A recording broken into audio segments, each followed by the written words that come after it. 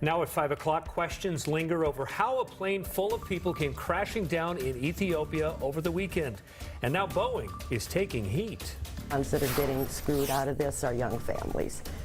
Fed up with rejected claims, a group of Washington dentists is suing the state's biggest dental insurer. Coming up, a call for accountability. Also ahead, a driver finds himself in the wrong place at the wrong time. A roof comes collapsing down on his car during a storm.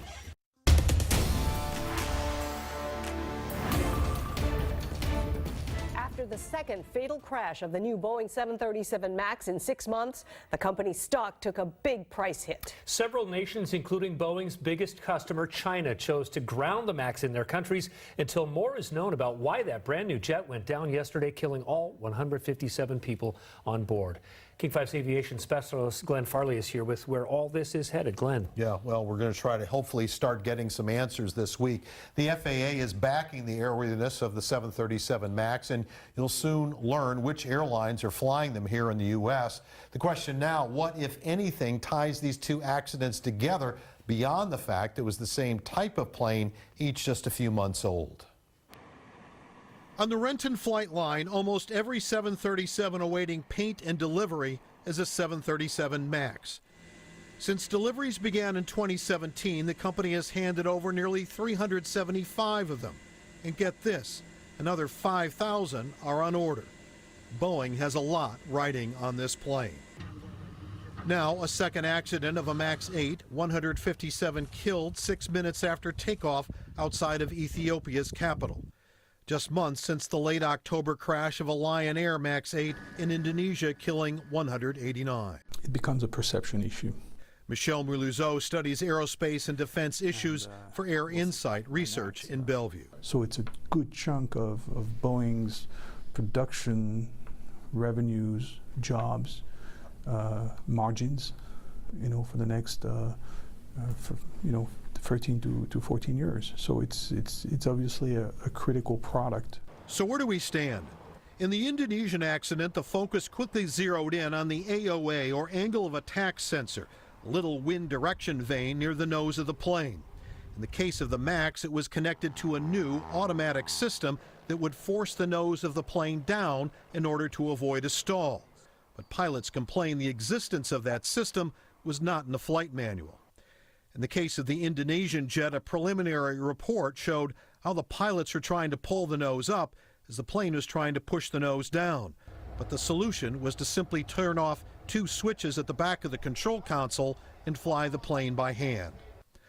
While we're still awaiting the official conclusion in the Indonesian accident, the FAA issued an airworthiness directive about the system known as MCAS, how to fix it and deal with any problems in the air. What both crashes have in common is that they got into trouble within minutes of takeoff, but it seems inconceivable that the Ethiopian pilots would not have known what to do, which opens up the possibilities of other causes, which is hoped the 2 flight data recorders will give investigators strong clues about in the coming days. But the alarm bells about 2 new planes going down can't be missed, with nearly a half-dozen countries or state airlines grounding the jets.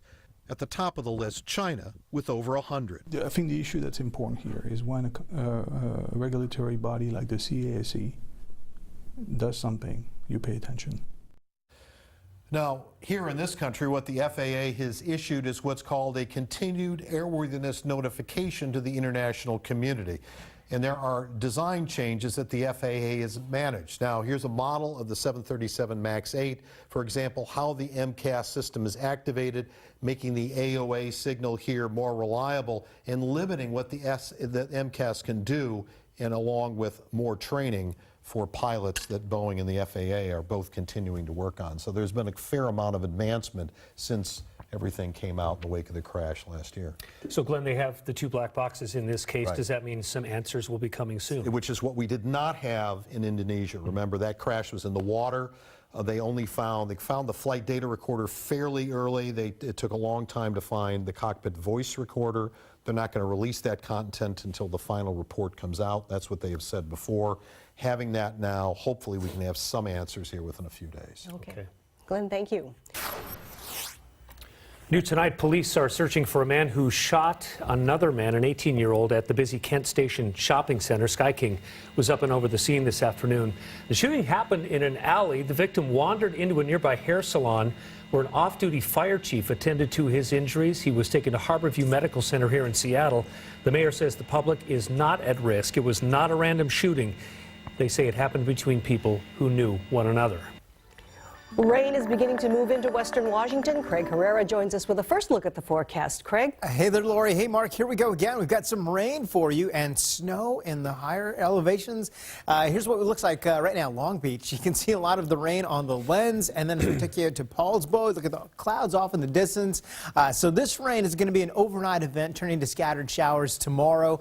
Temperatures are in the 40s, so snow levels are at 1,500 feet to the north, about 2,000 feet or so from Snohomish County down through Lewis County, but Skagit County, Whatcom County are about 1,500 feet. There's the rain. Look how well this storm looks along the coast, and some heavy rain at times from Port Angeles to Neah Bay, and then you got a big batch just off the coast. So Tahula, you're going to get some heavy rain in just a matter of moments here.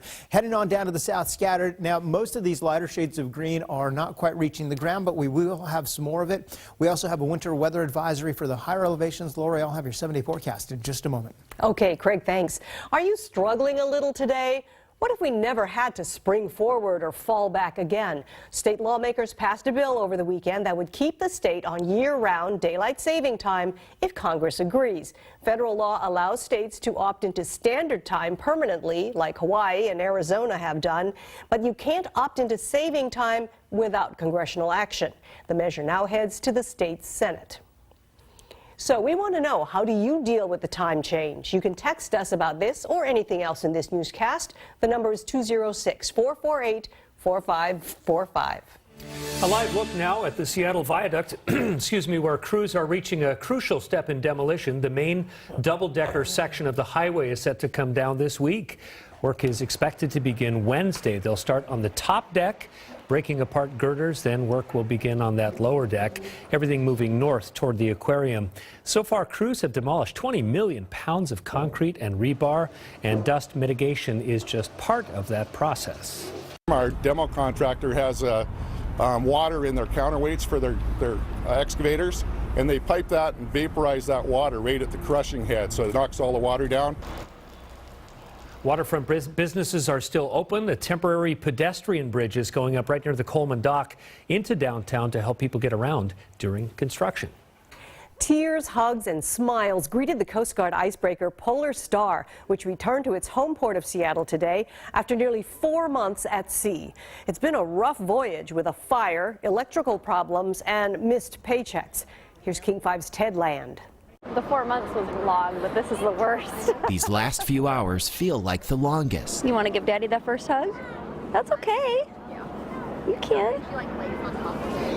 Chelsea and Ivan Billings have been watching the clock, Do you see Daddy? waiting for Jason Billings to come home from a 4-month patrol aboard the Coast Guard icebreaker Polar Star. It's been a long time coming. This has been a tough patrol with the shutdown and everything that's happened, and we are really excited. The Polar Star sailed to Antarctica and cut a path through 11-foot thick ice so a ship could resupply the McMurdo Station Research Center. The Coast Guard crew overcame some serious hurdles along the way.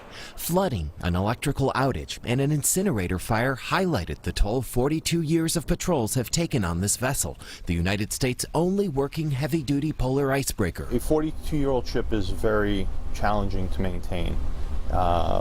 Most of the equipment is original. Captain Gregory Stanslick's crew had to react quickly to each problem and fix it on the fly. The Coast Guard secured $655 million to build a new polar icebreaker. $20 million will go toward a second one. But for now, this is their only option for getting to Antarctica. We will keep Polar Star running until she's not needed. On top of mechanical problems, there was the government shutdown. Families like the Billings had to be careful with their finances after missing a paycheck. It was very stressful. It's hard when your partner is not here to help carry that burden and that stress. They eventually got back pay. You excited? And after nearly 4 months away, the crew is finally home. These are the moments they'll remember most. Been dreaming about this moment for months. Ted Land, It feels really good. King 5 News.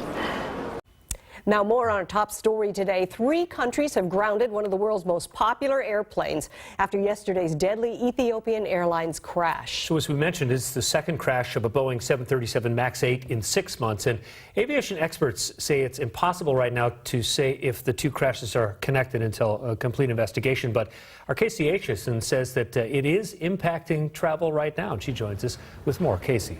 Yeah, and this is, I really wanted to do this breakdown because we're seeing so many of your tweets. A lot of people saying, am I going to be flying on one of these planes and should I be concerned?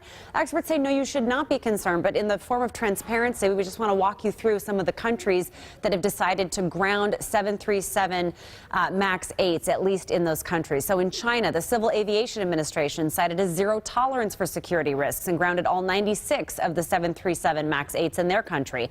Authorities in Indonesia grounded 11 of the planes for inspections. And a spokesperson for Ethiopian Airlines announced they were grounding the remaining 4 MAX 8s as an extra safety precaution. Now, this is interesting. Cayman Airways, which flies to the U.S., but as well as countries across the Caribbean, announced it was temporarily grounding 2 MAX 8s. But so far, that's the only airline with impacts directly to the U.S. who has made any announcements of that nature. Tom Costello is an aviation specialist with NBC. Boeing stands by the plane. The airlines I've talked to say they have had no issues. It's a great plane.